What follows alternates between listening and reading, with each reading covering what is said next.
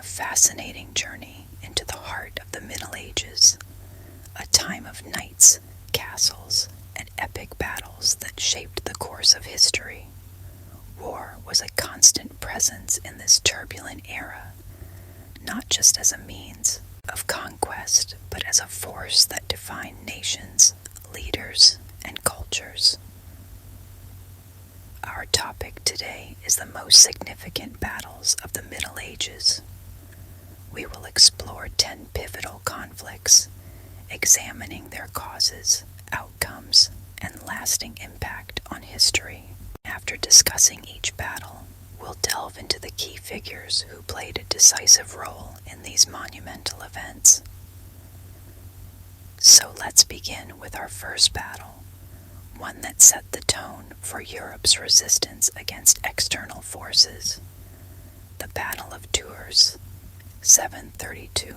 The Battle of Tours, fought in October 732 near Poitiers in modern-day France, stands as one of the pivotal moments in European history.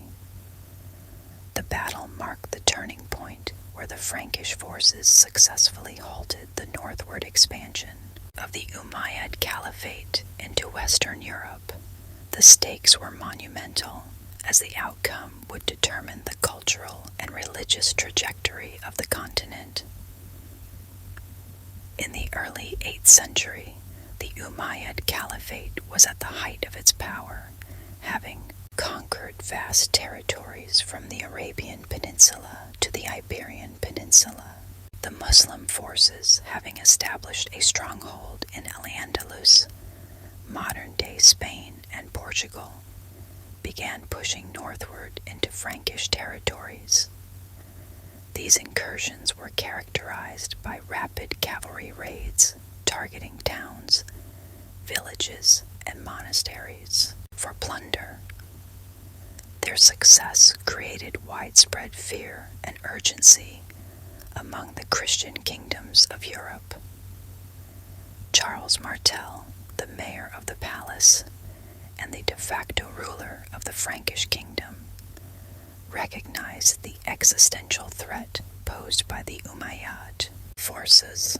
He began gathering an army composed primarily of heavy infantry, including seasoned warriors and local militia. Unlike the Umayyad forces, which relied heavily on swift and mobile cavalry, the Frankish army emphasized discipline, cohesion, and defensive tactics. The two armies met near Tours in October 732. Charles Martel chose his battleground carefully, positioning his forces on high ground and in dense terrain, limiting the effectiveness of the Umayyad cavalry. For several days, the two sides observed each other, with neither making the first move. This standoff created tension and anticipation, as the Muslim forces were eager to continue their campaign, while the Frankish forces were resolute in their defense. When the battle finally began, it was a brutal clash of tactics and endurance. The Frankish infantry, formed into a tightly packed phalanx, withstood wave after wave of cavalry charges.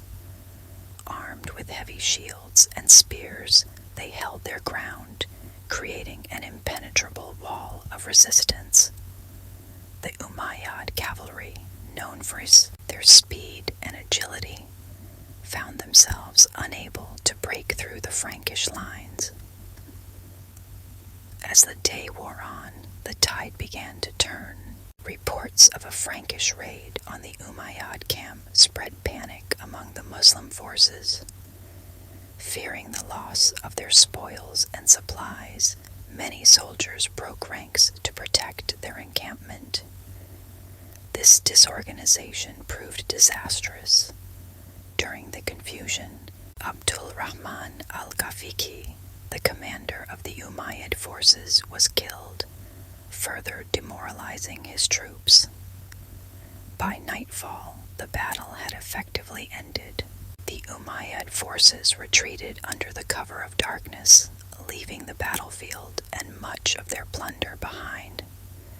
The Frankish victory was decisive, not only in terms of immediate survival, but also in shaping the future of Europe. It marked the end of the Umayyad expansion into Western Europe and solidified the Frankish kingdom's position as the dominant power in the region. The significance of the Battle of Tours cannot be overstated. It preserved the Christian character of Western Europe and prevented the potential unification of the continent under Islamic rule. The victory also enhanced Charles Martel's reputation, earning him the nickname the Hammer, and laying the groundwork for the Carolingian Empire. Now, let's discuss the key figures of the Battle of Tours. Charles Martel, the Hammer, was the leader of the Frankish forces, whose strategic brilliance and ability to unify his troops ensured victory.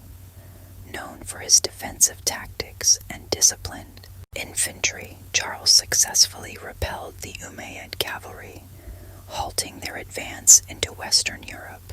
His leadership during this battle solidified his legacy as a protector of Christendom and a pivotal figure in medieval history.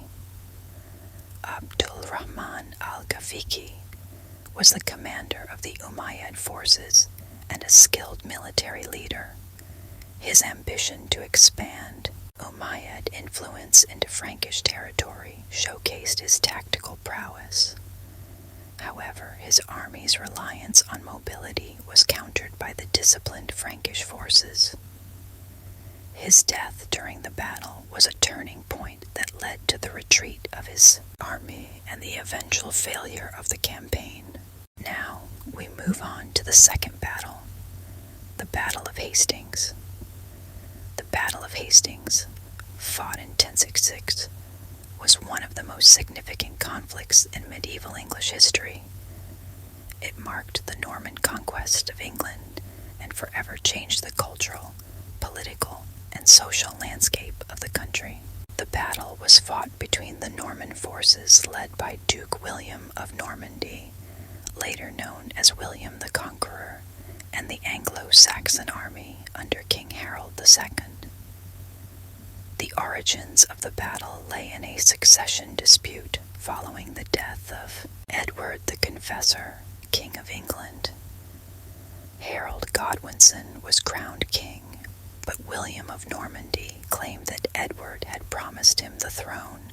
To assert his claim, William assembled a powerful army and fleet, launching an invasion across the English Channel. The two armies met on October 14th, 1066, near the town of Hastings. Harold's forces, composed mostly of infantry and housecarls, elite Anglo-Saxon warriors, occupied a strong defensive position on Senlac Hill. The Norman army, which included archers, infantry, and cavalry, faced an uphill battle to break the Anglo-Saxon shield wall.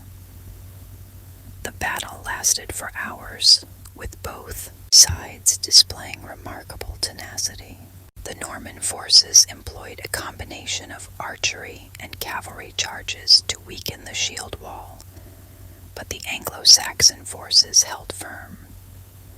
However, a feigned retreat by the Normans lured part of Harold's forces into breaking formation, exposing them to a counterattack. This tactic proved decisive. The battle reached its climax when Harold II was killed, reportedly struck in the eye by an arrow, though the exact circumstances remain debated.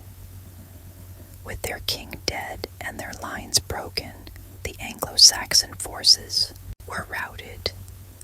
The Norman victory at Hastings was transformative. It established William as King of England and brought Norman customs, language, and governance to the island. the feudal system was introduced, and castles were constructed across England to consolidate Norman rule. This conquest marked the beginning of a new chapter in English history, blending Anglo-Saxon and Norman cultures into a unique identity. Now let's discuss the key figures of the Battle of Hastings. William the Conqueror was the Duke of Normandy and the leader of the Norman forces. Ambitious and determined, William claimed the English throne based on a supposed promise from Edward the Confessor. His military skill and strategic use of combined forces, archers, infantry, and cavalry, played a crucial role in breaking the Anglo-Saxon shield wall. The victory at Hastings secured his place as King of England and marked the start of the assumed Norman rule, which fundamentally reshaped English culture, language, and governance. King Harold II was the last Anglo-Saxon king of England and the leader of the English forces. A seasoned warrior, Harold had recently defended England against an invasion by Harold Hardrada at the Battle of Stamford Bridge. Despite his army's exhaustion, Harold quickly marched south to confront William. His leadership at Hastings demonstrated resilience and tactical acumen, but his death during the battle marked the end of Anglo-Saxon dominance in England. Now we move on to the third battle, the Battle of Agincourt. The Battle of Agincourt, fought on October 25, 1415, during the 100 Years' War, was a defining moment in English and French history. This remarkable English victory, led by King Henry V, became legendary for its demonstration of strategy, discipline, and the effectiveness of longbowmen against a much larger French force. The battle occurred as part of Henry V's campaign to reclaim English territories in France. After a long siege at Harfleur, Henry's army was weakened by disease and exhaustion. Despite this, Henry decided to march his army across northern France to the English-controlled port of Calais. Along the way, a much larger French army intercepted them near Agincourt. The French forces, composed largely of heavily armored knights and men-at-arms, vastly outnumbered the English. Estimates suggest the French army may have been 6 times larger. Confident in their numerical superiority, the French commanders underestimated the strategic positioning of the English forces. Henry V positioned his army on a narrow field flanked by dense woods, limiting the French ability to outmaneuver them. The English longbowmen, equipped with the devastating longbow, formed the backbone of the army. Wooden stakes were planted in front of their positions to repel cavalry charges, while the muddy terrain slowed the heavily armored French knights. When the battle began, the French launched repeated assaults, but the narrow battlefield and heavy mud worked against them. The English longbowmen rained down volleys of arrows, disrupting French formations and causing chaos among their ranks. As French knights struggled to advance through the mud, they became easy targets for the English infantry and archers, who closed in for melee combat. By the end of the day, the French army suffered catastrophic losses, with thousands killed or captured, including many high-ranking nobles. The English losses were remarkably low by comparison. The victory solidified Henry V's reputation as a brilliant military leader and secured a temporary advantage for England in the 100 Years' War. Now let's discuss the key figures of the Battle of Agincourt. King Henry V. Henry I was a king of England and the leader of the English forces at Agincourt. His reputation as a determined and charismatic leader was cemented by this victory. Before the battle, Henry rallied his troops with speeches that emphasized their courage and the righteousness of their cause, famously captured in Shakespeare's Henry V. His tactical decisions, such as positioning his army on narrow ground and relying heavily on longbowmen, exploited the terrain and the French overconfidence. Despite being outnumbered, his leadership and ability to maintain discipline among his troops ensured a decisive victory.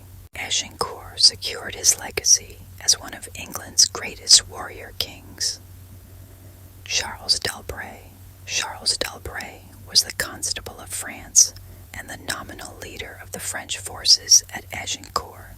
Tasked with commanding a much larger army, he faced significant challenges due to divided leadership among the French nobles. While Charles supported the plan for a disciplined and organized attack, his authority was undermined by disagreements among the French commanders. The overconfidence of his forces, coupled with poor coordination, contributed to their disastrous defeat. Charles himself was killed during the battle, reflecting the immense losses suffered by the French nobility at Agincourt.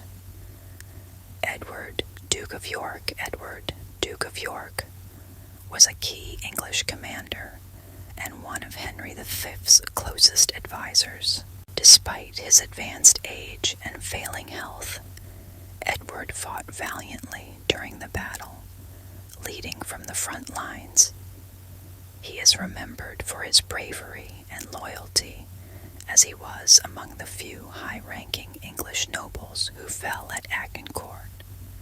His sacrifice underscored the intensity of the conflict and the determination of the English forces. Now we move on to the fourth battle, the Siege of Constantinople, 1453. The Siege of Constantinople was a momentous event in world history, marking the fall of the Byzantine Empire and the rise of the Ottoman Empire as a dominant power. It occurred in 1453 when Sultan Mehmed II, also known as Mehmed the Conqueror, led the Ottoman forces against the Byzantine capital of Constantinople. This siege not only ended 1,000 years of Byzantine rule, but also marked a turning point in the medieval world, ushering in the early modern period. Constantinople, strategically located between Europe and Asia, was a coveted prize due to its economic and symbolic significance. By 1453, the Byzantine Empire had been reduced to the city of Constantinople and its surrounding territories, while the Ottomans controlled vast regions of Anatolia and the Balkans. Sultan Mehmed II, determined to capture the city, assembled an army of approximately 80,000 soldiers, supported by a formidable navy and advanced siege artillery. The Byzantine defenders, led by Emperor Constantine VIII Palaiologos, numbered only around 7,000 men, including Genoese and Venetian mercenaries. Despite their small numbers, the defenders relied on Constantinople's formidable walls, which had withstood numerous sieges over the centuries. The city's triple-layered Theodosian walls were considered nearly impregnable, giving the Byzantines a strong defensive advantage. The siege began on April 6, 1453, with the Ottoman forces bombarding the city's walls using massive cannons, including the legendary Basilica, designed by Hungarian engineer Orban. These cannons were capable of hurling massive stone projectiles, weakening sections of the wall Despite this, the Byzantine defenders managed to repair breaches and repel several Ottoman assaults. One of the turning points in the siege was the Ottoman navy's audacious maneuver to bypass the Byzantine-controlled Golden Horn. Mehmed II ordered his ships to be transported overland on greased logs, allowing them to bypass the chain that blocked the entrance to the harbor. This maneuver surprised the Byzantines and increased pressure on the city from multiple fronts. The final assault took place on May 29, 1453. After weeks of bombardment and repeated attacks, the Ottoman forces launched an all-out assault on the weakened walls. Waves of Janissaries, the elite Ottoman infantry, stormed the defenses. Despite fierce resistance, the Byzantines were overwhelmed. Emperor Constantine VIII reportedly fought to the death, refusing to abandon his city. With the fall of Constantinople, the Ottoman Empire gained control of one of the most important cities in the world, solidifying its dominance in the region. Mehmed II declared the city his new capital and renamed it Istanbul, transforming it into a center of Islamic culture and commerce. The capture of Constantinople also marked the end of the Middle Ages for many historians, symbolizing the transition to a new era in European and global history. Sultan Mehmed II, Mehmed the Conqueror. Mehmed II, the 21-year-old Ottoman Sultan, was the driving force behind the siege and ultimate capture of Constantinople. A visionary leader, Mehmed combined military innovation with bold strategic planning. His use of advanced siege technology, including the massive basilica cannon, demonstrated his forward-thinking approach to warfare. Mehmed's ability to inspire and organize his troops, as well as his naval maneuver to bypass the Golden Horn's defenses, showcased his ingenuity. After the city's capture, Mehmed transformed Constantinople into Istanbul, making it the capital of the Ottoman Empire and a center of Islamic culture. His conquest earned him the title, the Conqueror, and solidified his legacy as one of the greatest leaders in Ottoman history. Emperor Constantine VII's Palaiologos Constantine was the last Byzantine emperor and a symbol of resistance against overwhelming odds. Facing a vastly superior Ottoman force, Constantine demonstrated extraordinary courage and leadership, rallying his outnumbered defenders to fight valiantly.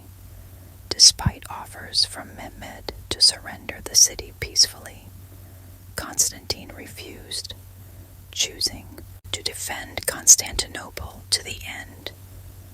According to legend, Constantine died on the battlefield, fighting alongside his soldiers.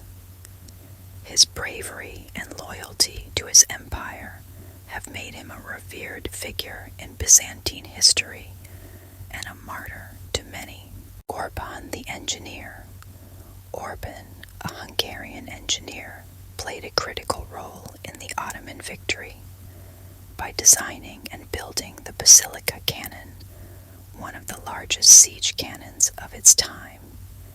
Capable of firing massive stone projectiles, this cannon significantly weakened Constantinople's formidable walls. Orban's expertise in artillery gave the Ottomans a technological edge, marking a turning point in siege warfare. His contribution underscores the importance of innovation in determining the outcome of the siege. Now we move on to the fifth battle, the Battle of Bouvines. The Battle of Bouvines, fought on July 27, 1214, was a decisive conflict in European history that solidified the power of the French monarchy and reshaped the political landscape of Europe. The battle pitted the forces of King Philip II of France against a coalition led by Holy Roman Emperor Otto IV, supported by King John of England and other allies. This victory marked the end of a power struggle between France and its rivals, establishing Philip II as one of the most powerful rulers of the Middle Ages. The roots of the battle lay in King John's efforts to regain control of lands in northern France that had been lost to Philip II. To achieve this, John formed an alliance with Otto IV and other nobles who opposed Philip's growing influence. While John launched a campaign from the south, Otto advanced from the north with a coalition of German, Flemish, and English forces, intending to converge on Philip's forces near Bouvines in modern-day Belgium. Philip II, aware of the coalition's plans, quickly mobilized his army and intercepted Otto near the small village of Bouvines. The French forces, numbering around 7,000, were composed of knights, infantry, and militia. The coalition forces, slightly larger at about 9,000, were a mix of knights and mercenaries from across the region. The battle began with an intense cavalry charge from both sides. The French left flank, commanded by Philip's son Louis. Later, Louis of Acre faced stiff resistance but managed to hold their ground. On the right flank, French forces clashed with the heavily armored Flemish knights, who posed a significant challenge. Meanwhile, in the center, Philip himself led the French knights against Otto's forces, engaging in fierce hand-to-hand combat. The tide turned when French troops captured key coalition leaders, including the Count of Flanders, Robert of Dreux, and the Bishop of Beauvais. Otto IV narrowly escaped capture, but was forced to flee the battlefield, leaving his army in disarray. The coalition forces were decisively defeated, with many knights and soldiers captured or killed. The victory at Bouvines had far-reaching consequences. For France, it solidified Philip II's authority, strengthening the monarchy and centralizing royal power. The defeat weakened Otto IV's claim to the Holy Roman Empire, ultimately leading to his removal as emperor. For King John of England, the loss further eroded his credibility and contributed to the unrest that would culminate in the signing of the Magna Carta in 1215. The Battle of Bouvines is often regarded as a turning point in medieval history, showcasing the growing strength of centralized monarchies and the decline of feudal coalitions.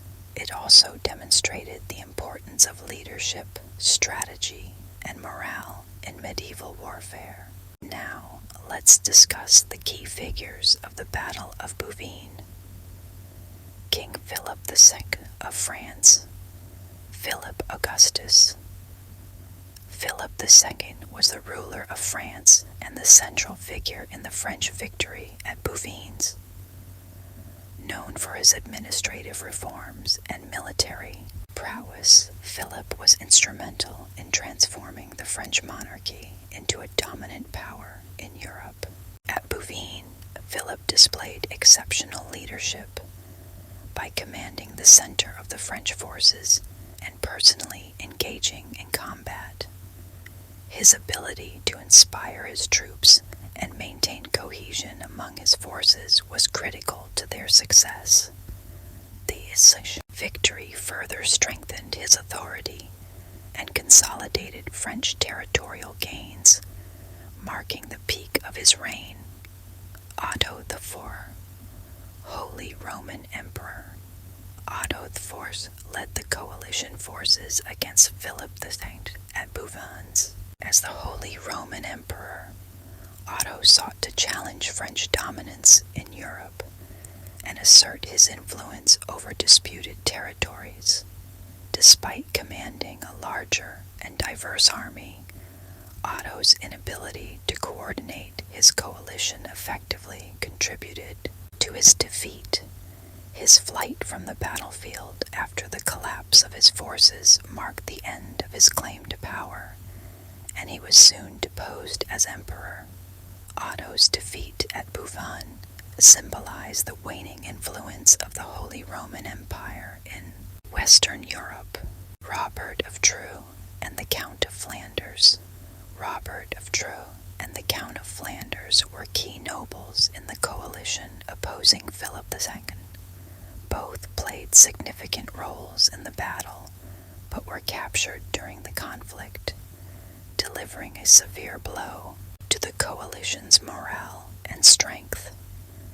Their capture underscored the decisive nature of the French victory and the weakening of feudal alliances that opposed centralized monarchies like France. Prince Louis, later Louis VIII of France, Louis, the son of Philip II, commanded the French left flank at Bouvines. His leadership and resilience against the coalition forces on his front contributed significantly to the overall victory. Louis's participation in the battle demonstrated his capabilities as a military leader, paving the way for his eventual succession to the French throne. Now we move on to the sixth battle, the Battle of Bannockburn. The Battle of Bannockburn, fought over 2 days on June 23rd and 24th, 1314, was a decisive conflict in the First War of Scottish Independence.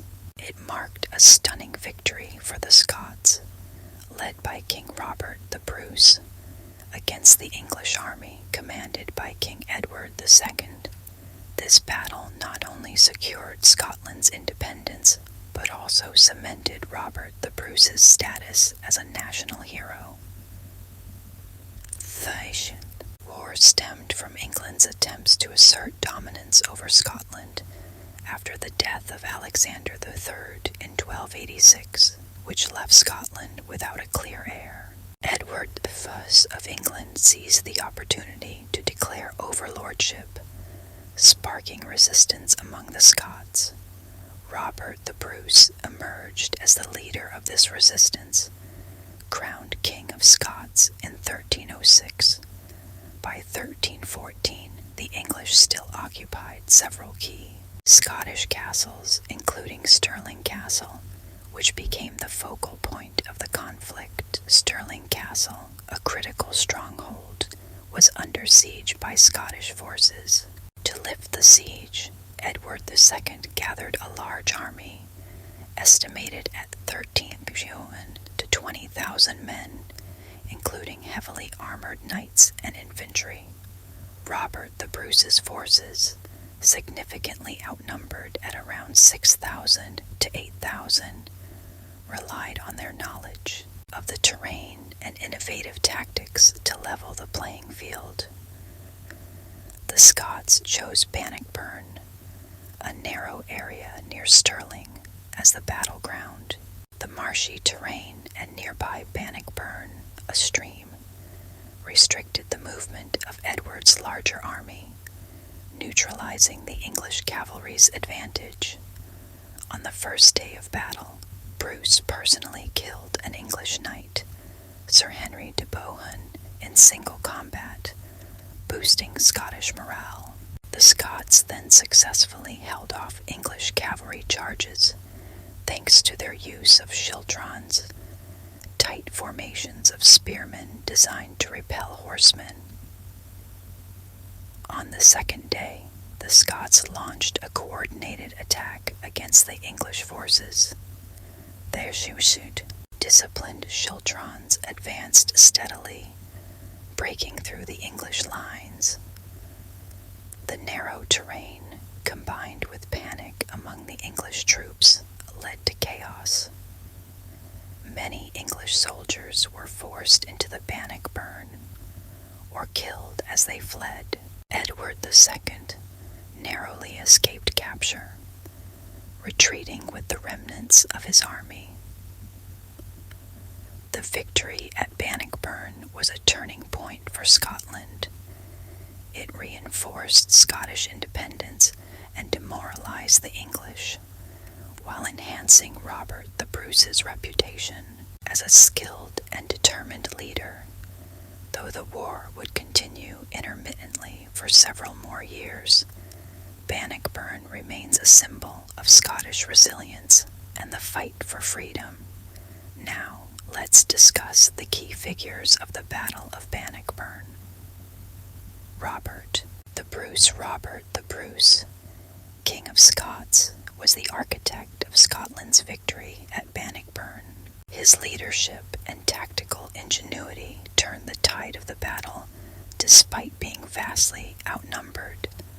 Bruce's decision to fight on terrain that neutralized the English cavalry's strength demonstrated his strategic brilliance. His personal combat with Sir Henry de Bohun on the first day boosted the morale of his troops and showcased his courage. Following the victory, Bruce solidified his position as Scotland's king and became a symbol of the Scottish fight for independence. His legacy endures as one of Scotland's greatest heroes. King Edward II of England.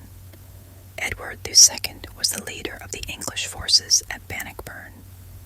Unlike his father, Edward I, who had been a formidable military leader, Edward II struggled to command respect and unity among his troops. His overconfidence in his superior numbers and reliance on heavy cavalry proved disastrous on the marshy terrain of Bannockburn. The defeat not only weakened his authority, but also emboldened Scottish resistance. Edward's retreat from the battlefield marked a low point in his reign and damaged England's position in the war. Sir James Douglas, the Black Douglas. Sir James Douglas, a trusted lieutenant of Robert the Bruce, played a key role in the battle. Known for his guerrilla tactics and daring raids on English territories, Douglas was instrumental in organizing the Scottish forces at Bannockburn. His leadership on the second day of the battle helped drive back the English troops, contributing significantly to the Scottish victory. Douglas's loyalty and military skill made him one of Bruce's most valued commanders. Sir Henry de Bohun, an English knight, became an iconic figure in the battle's legend due to his encounter with Robert the Bruce. On the Sebesias first day, de Bohun charged Bruce during a skirmish, hoping to kill the Scottish king. Bruce, armed only with an axe, struck de Bohun down in a single blow.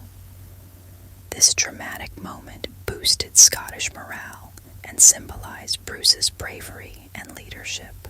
Now we move on to the seventh battle, the Battle of Grunwald, 1410.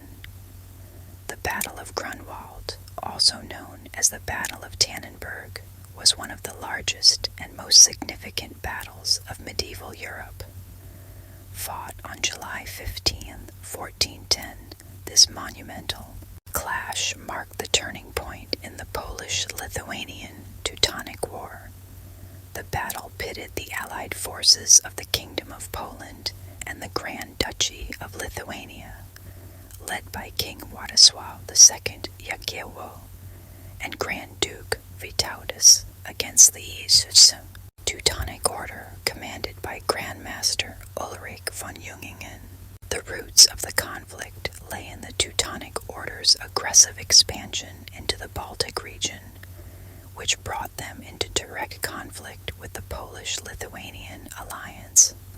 The Order, a powerful military religious organization, sought to Christianized the pagan Lithuanians, although Lithuania had officially converted to Christianity under Grand Duke Vytautas. Tensions over territory and trade exacerbated the rivalry, culminating in a war that would be decided on the fields near Szyn. Grunwald, the Polish-Lithuanian alliance, fielded a diverse army, estimated to be around 39,000 to 51,000 strong, including knights, infantry, and cavalry from Poland, Lithuania, Ruthenia, and other allied states.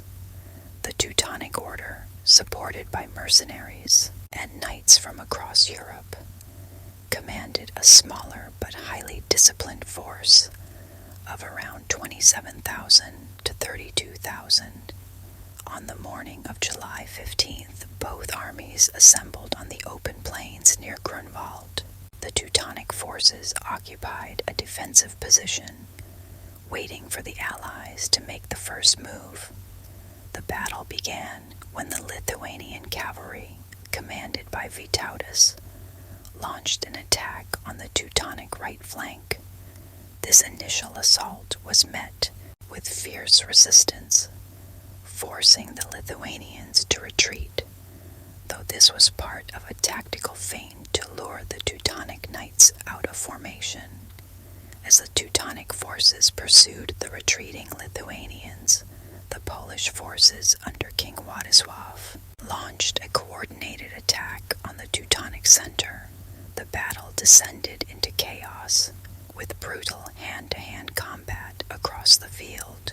The tide turned when the Lithuanian cavalry regrouped and returned to the battlefield, striking the Teutonic forces from the rear. Surrounded and outnumbered, the Teutonic army suffered catastrophic losses. Grand Master Ulrich von Jungingen was killed during the fighting, along with many high-ranking knights of the order. By the end of the day, the Teutonic forces were decisively defeated, with thousands killed or captured. The Polish-Lithuanian alliance emerged victorious, solidifying their dominance in the region and marking the decline of the Teutonic Order's power.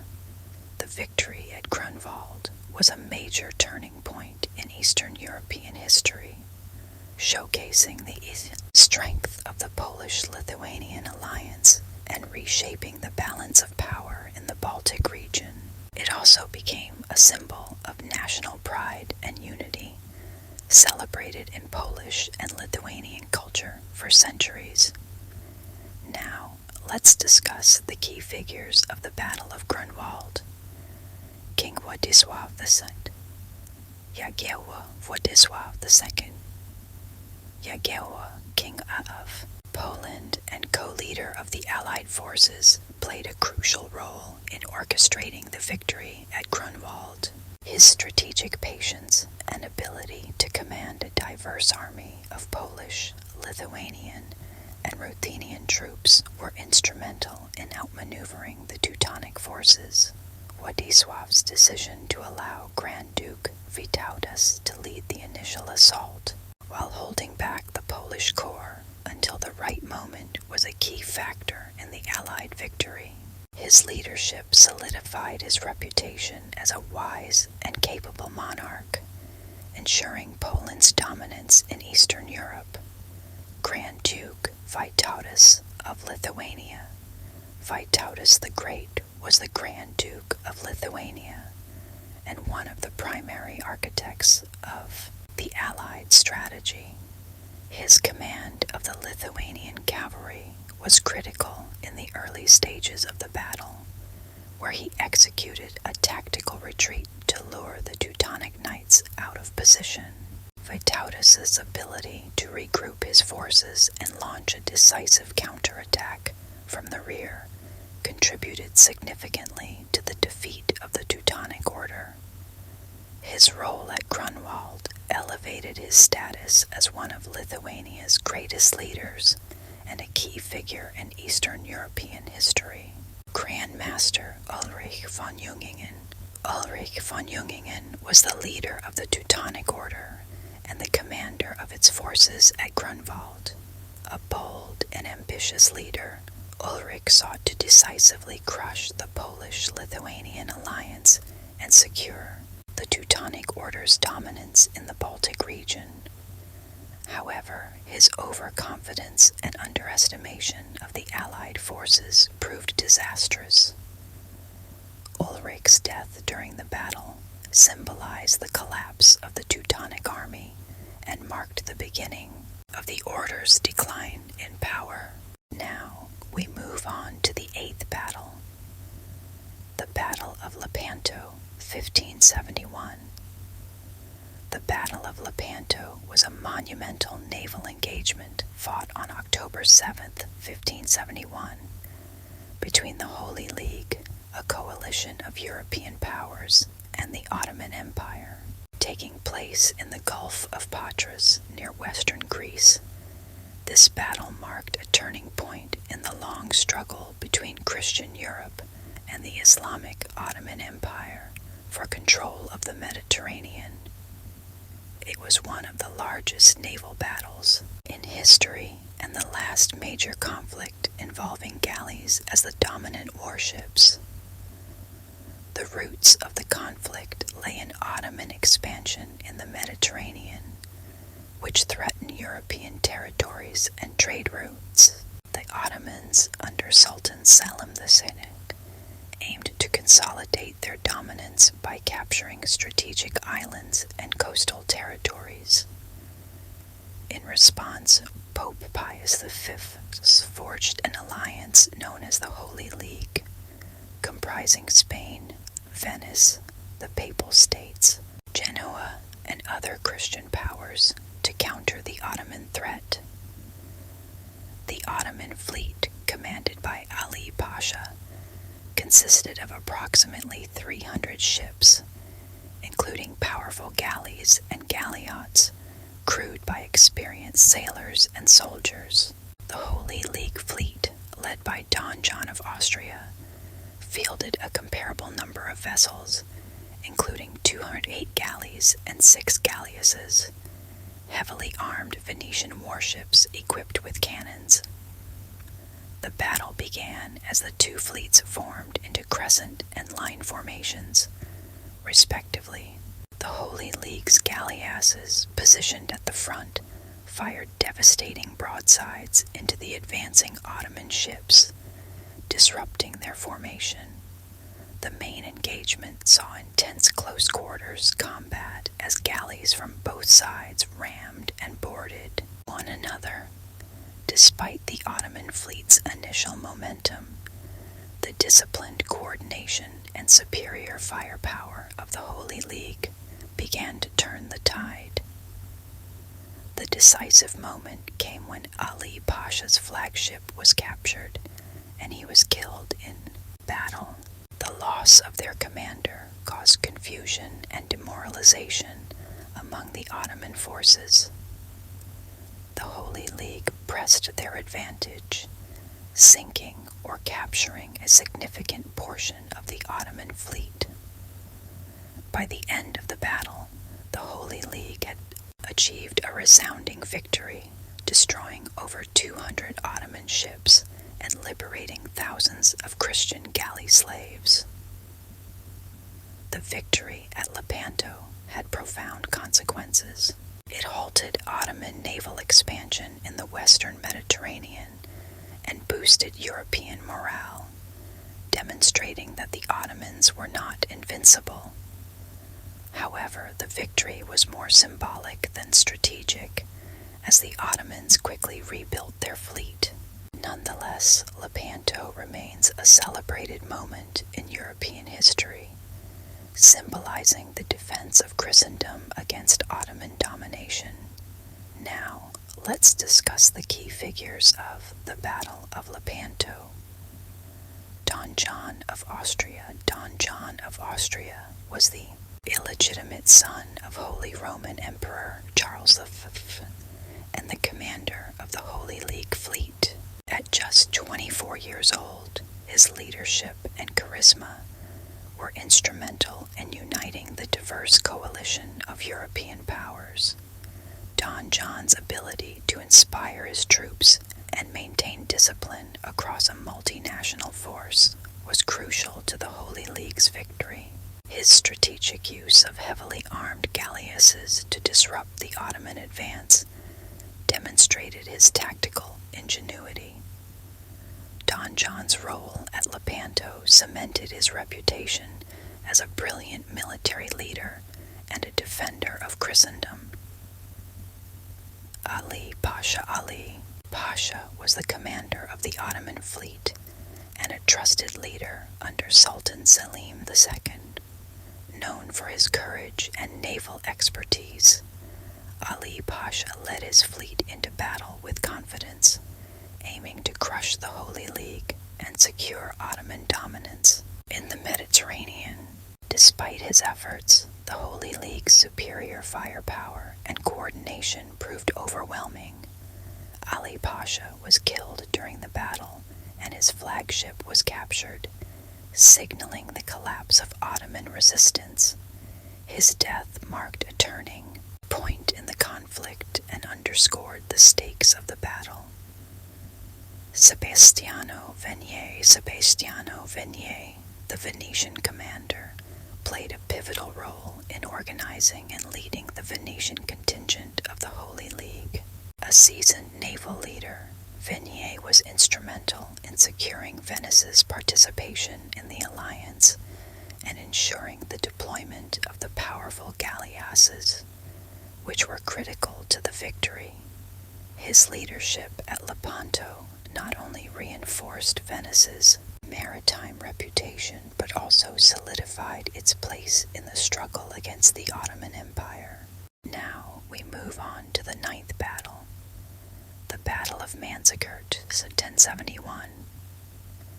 The Battle of Manzikert was a pivotal conflict between the Byzantine Empire, led by Emperor Romanos IV Diogenes, and the Seljuk Turks, commanded by Sultan Alp Arslan. Fought near the town of Manzikert, modern-day Malazgirt in Turkey, on August 26, 1071. The battle marked a turning point in medieval history. The Byzantine defeat not only shattered the empire's control over much of Anatolia, but also paved the way for the rise of Turkish power in the region.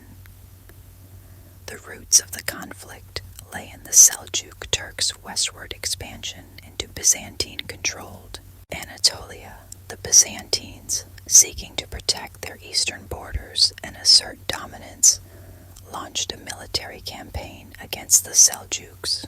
Romanos IV assembled a large army composed of Byzantine troops, mercenaries, and allied forces, and marched eastward to confront the Seljuks. Sultan Alp Arslan, initially avoiding a direct confrontation, sought to negotiate with the Byzantines. However, Romanos rejected these overtures, determined to secure a decisive victory. The Seljuks, numbering around 20,000 to 30,000 mounted archers and light cavalry, employed hit-and-run tactics to harass and weaken the larger Byzantine army, which was estimated to number 50,000 to 70,000.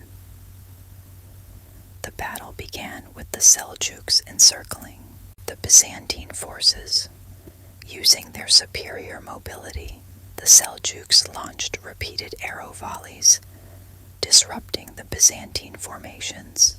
Romanos attempted to press forward, but communication breakdowns and internal divisions within his army hindered his efforts. The turning point came when a significant portion of the Byzantine forces, under General Andronikos Doukas, abandoned the battlefield, possibly due to treachery or lack of loyalty to Romanos. This betrayal left the emperor vulnerable and the Byzantine army in disarray. The Seljuks seized the opportunity, launching a full-scale assault that overwhelmed the Byzantine forces. Romanos IV was captured by Alp Arslan, who treated him with respect and negotiated a relatively lenient peace treaty. However, Romanos's defeat weakened his authority, leading to his eventual deposition and the empire's descent into political turmoil. The loss of Anatolia to the Seljuks dealt a severe blow to Byzantine power, marking the beginning of the empire's long decline. The Battle of Manzikert is remembered as a watershed moment in history, symbolizing the shift in power from Byzantium to the rising Turkish states. It also set the stage for the Crusades, as the Byzantine Empire, desperate to reclaim lost territories, appealed to Western Europe for assistance. Now, let's discuss the key figures of the Battle of Manzikert. Sultan Alp Arslan, the Sultan of the Seljuk Empire, was the mastermind behind the Seljuk victory at Manzikert. Known for his leadership and tactical brilliance, Alp Arslan successfully exploited the weaknesses of the larger Byzantine army through superior mobility and hit-and-run tactics. Despite being outnumbered, his strategic patience and ability to inspire his troops were crucial to the Seljuk triumph. His decision to treat the captured Byzantine emperor Romanos I with respect and negotiate a lenient peace demonstrated his diplomatic acumen. Alp Arslan's victory at Manzikert established the Seljuk Turks as a dominant power in Anatolia and reshaped the region's history. Emperor Romanos I. Diogenes Romanos I, the Byzantine emperor, led the imperial forces at Manzikert. Determined to reassert Byzantine authority in Anatolia, Romanos assembled a large and diverse army for the campaign. However, his leadership was marred by internal divisions within his ranks and betrayal by key subordinates. Despite his efforts to rally his troops, Romanos was ultimately captured by the Seljuks. His defeat at Manzikert not only ended his reign, but also plunged the Byzantine Empire into political instability, marking a critical turning point in its decline. Andronikos Doukas, a senior Byzantine general, played a controversial role in the battle. Commanding a significant portion of the Byzantine army, Doukas and his forces retreated from the battlefield at a crucial moment, leaving Romanos IV vulnerable. This act of apparent treachery, motivated by political rivalry with the emperor, contributed significantly to the Byzantine defeat. Doukas' actions exemplified the internal discord that weakened the Byzantine military and political structure. Nikiforos Bryennios, another prominent Byzantine general, was involved in the campaign, but struggled to counter the Seljuk tactics. While not directly responsible for the defeat, his inability to maintain cohesion among the Byzantine forces underscored the challenges faced by the empire in managing its diverse and often fragmented armies. Now we move on to the 10th and final battle, the Battle of Crécy, 1346. The Battle of Crécy was a landmark conflict in the 100 Years' War, fought on August 26, 1346, between the English and French armies. This battle showcased the rise of new military strategies, most notably the effectiveness of the English longbow, and marked a significant shift in medieval warfare. The victory not only cemented England's position in northern France, but also demonstrated the decline of the traditional dominance of heavily armored knights on the battlefield. The The roots of the conflict lay in King Edward III of England's claim to the French throne, which brought him into direct conflict with King Philip VI of France. Edward launched a campaign into northern France, raiding French towns and fortifications to provoke Philip into battle. By the time the French army pursued Edward's forces to Crécy, the English were well prepared, having chosen a strong defensive position on a hill with open fields in front, ideal for the use of their longbowmen. The English army, numbering around 12,000, consisted of a mix of dismounted knights, infantry, and thousands of highly trained longbowmen. In contrast, the French army, estimated at 30,000 to 40,000, relied heavily on its heavily armored cavalry and crossbowmen hired from Genoa. Despite their numerical advantage, the French forces were poorly organized and overconfident. The battle began with the Genoese crossbowmen advancing under orders from Philip VI.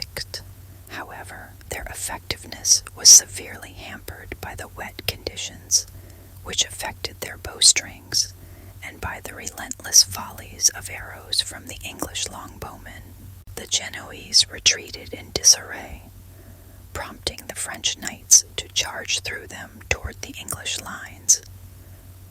The English longbowmen, positioned in a V-shaped formation, unleashed a devastating hail of arrows that decimated the advancing French cavalry. The steep hill and muddy terrain further slowed the French forces, making them easy targets. Repeated charges by the French knights resulted in heavy casualties and chaos, as the English maintained their disciplined defense. King Philip VI attempted to rally his troops, but the relentless English barrage and the disciplined counterattacks left the French army in ruins. By the end of the day, the French had suffered catastrophic losses, including many high-ranking nobles and knights. In contrast, English casualties were minimal. The Battle of Crécy marked a turning point in military history, highlighting the effectiveness of disciplined infantry and ranged weapons over traditional knightly charges. It also established Edward III's reputation as a brilliant military leader and set the stage for further English victories in the 100 Years' War. Now, let's discuss the key figures of the Battle of Crécy. King Edward III of England. Edward III was the commander of the English forces and the mastermind behind their victory at Crécy. Known for his military brilliance, Edward carefully chose the battlefield and organized his army in a way that maximized the strengths of his longbowmen. His leadership ensured discipline among his troops, and his decision to dismount his knights highlighted his innovative approach to warfare. The victory at Crécy solidified Edward's reputation as one of England's greatest warrior kings and demonstrated the growing effectiveness of combined arms tactics in medieval warfare. King Philip VI of France. Philip VI led the French forces at Crécy. Overconfident in his army's numerical superiority and the traditional dominance of his heavily armored knights, Philip failed to adapt to the changing nature of warfare. His lack of coordination and the poor morale among his troops contributed to the disastrous French defeat. Despite his efforts to rally his forces, Philip's leadership was undermined by the disciplined English defense and the devastating power of the longbow. The Black Prince, Edward of Woodstock.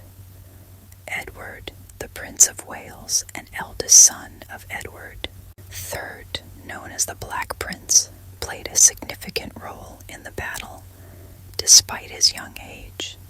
Commanding a key division of the English army, the 16-year-old prince demonstrated remarkable courage and composure under fire. His actions at Crécy earned him admiration from his father and established him as a capable military leader. The battle was an early proving ground for the Black Prince, who would go on to achieve further renown in later campaigns. Charles of Alençon, a French noble and brother of King Philip VI, commanded a portion of the French forces. He led one of the many cavalry charges against the English lines, but was killed in the chaos. His death was part of the heavy losses suffered by the French nobility, underscoring the catastrophic nature of their defeat at Crécy. The battles that defined the medieval period reveal the transformative power of conflict in shaping history, altering political landscapes, and redefining cultural identities. These pivotal clashes highlight the intersection of ambition, innovation, and resilience as empires and leaders sought to assert their dominance in an ever-changing world. The Battle of Tours marked a decisive moment in European history, halting the Umayyad Caliphate's advance into Western Europe. Charles Martel's victory preserved the Christian foundations of the region, ensuring that European culture and politics would develop distinct from Islamic influence. This clash set the stage for the Carolingian Empire and the consolidation of Frankish power, which became a cornerstone of medieval European identity. The Norman conquest of England, solidified at the Battle of Hastings, reshaped the political and cultural fabric of the island. William the Conqueror's victory introduced Norman governance, feudalism, and architectural innovations, blending with Anglo-Saxon traditions to create a new English identity. This battle also exemplified the rising importance of centralized authority in medieval Europe. Further east, the Battle of Manzikert signaled the beginning of the Byzantine Empire's decline and the rise of Turkish power in Anatolia. Sultan Alp Arslan's victory not only facilitated the migration of Turkish peoples into the region, but also weakened Byzantine control, leading to internal strife and setting the stage for the Crusades. The battle underscored the fragility of even the most established empires when faced with dynamic and adaptable adversaries. The Siege of Constantinople marked the ultimate fall of the Byzantine Empire, a 1,000-year-old bastion of Christian power in the East. Sultan Mehmed II's conquest transformed Constantinople into Istanbul, establishing it as the heart of the Ottoman Empire and a center of Islamic culture. This event symbolized the transition from the medieval to the early modern period, as the Ottomans became a dominant force in global history. The Battle of Bannockburn demonstrated the enduring struggle for sovereignty, as Robert the Bruce's victory secured Scotland's independence from English domination.